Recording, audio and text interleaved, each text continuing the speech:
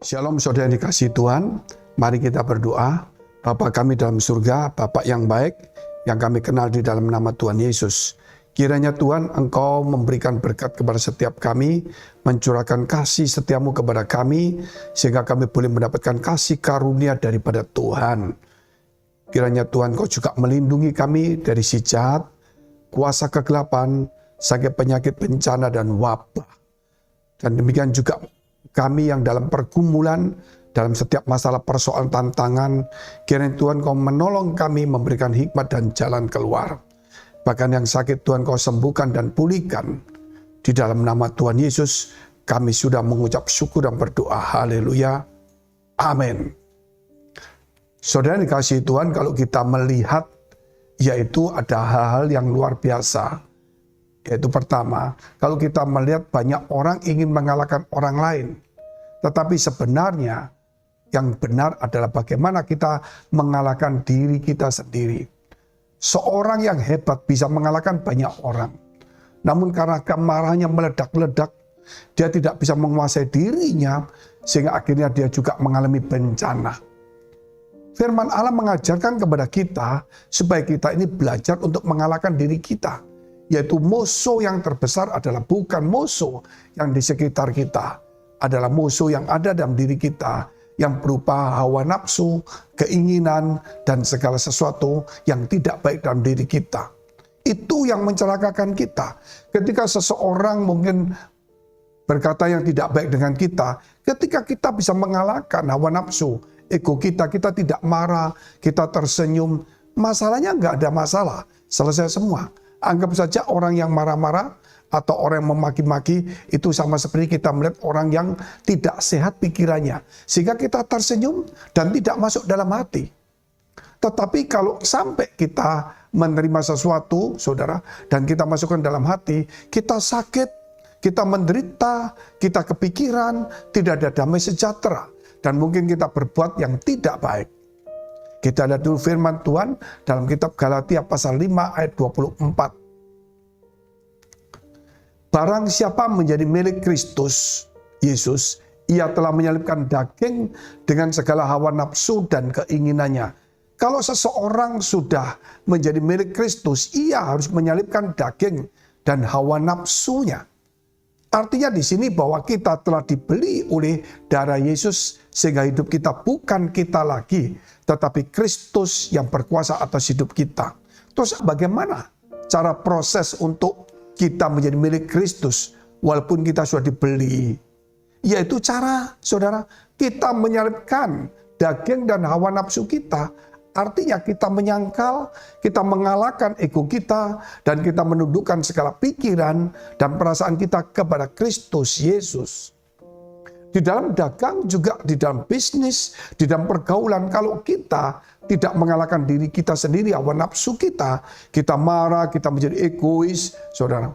Kita mungkin mudah kecewa, mudah tersinggung. Akhirnya kita tidak akan pernah berhasil. Di dalam bisnis juga kita perlu sabar, kita perlu ramah, di dalam pelayanan juga sama. Kita perlu merendahkan diri dan sebagainya. Jikalau itu tidak ada pada kita, maka itu akan menghancurkan kita. Jadi bukan orang yang mengolok kita, bukan orang yang menghindar pada kita. Mungkin sikap kita yang membuat orang melakukan seperti itu. Sehingga firman Tuhan mengatakan, jadi musuh terbesar adalah diri kita sendiri. Mari kita mengalahkan diri kita sendiri. Kita lihat dulu Galatia pasal 5 ayat 25. Jikalau kita hidup oleh roh, baiklah kita hidup juga dipimpin oleh roh. Artinya di sini setelah kita menyalibkan daging kita, hawa nafsu kita, berarti kita, saudara, sudah bukan kita lagi. Tugas kita hanya mengalahkan ego kita, mengalahkan hawa nafsu kita. Selanjutnya, saudara, akhirnya kita tahu bahwa kita hidup oleh roh, bukan daging, bukan hawa nafsu. Sehingga kemudian kita dipimpin oleh roh, bukan dipimpin oleh hawa nafsu keinginan kita juga. Inilah sesuatu rahasia yang luar biasa. Sehingga saudara, kita perlu sebagai orang percaya menemukan kebenaran-kebenaran dalam firman Allah yang hidup ini. supaya saudara bahwa kehidupan kita ini jangan sampai gagal terus. Karena apa? Karena yang menghancurkan diri kita adalah hawa nafsu kita. Yang menghancurkan masa depan kita adalah ego kita. Atau saudara, mungkin hawa nafsu dan segalanya. Jadi di sini kita merenungkan kembali firman Tuhan. Kalau mau berhasil, kita harus mengalahkan diri kita sendiri. Contoh, seorang pelayan yang baik walaupun dia hidupnya saudara susah menghadapi persoalan. Dia tersenyum, dia ramah, dia mempersilahkan banyak orang. Sehingga banyak orang tertarik, saudara. Itulah rahasianya. Tidak bisa kita marah terus kita dengan cemberut marah-marah, saudara. Nah, kita harus bisa mengalahkan semuanya supaya kita berhasil.